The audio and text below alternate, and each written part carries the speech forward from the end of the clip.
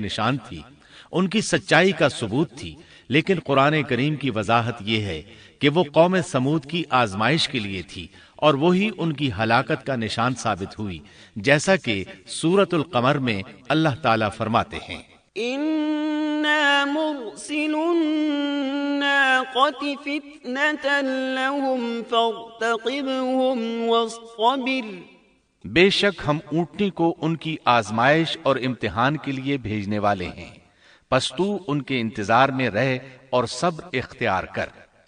سنت اللہ یہ رہی ہے کہ اگر وہ اپنے پیغمبر کو کسی قوم کی ہدایت کے لیے بھیجے اور قوم اس کی ہدایت پر کان نہ دھرے تو ضروری نہیں کہ وہ قوم ہلاک کر دی جائے، لیکن جو قوم اپنے نبی سے اس وعدے پر نشان طلب کرے کہ اگر ان کا مطلوبہ نشان ظاہر ہو گیا تو وہ ایمان لے آئیں گے، اور پھر نشان آ جانے کے بعد وہ ایمان نہ لائے تو اس قوم کی ہلاکت یقینی ہے۔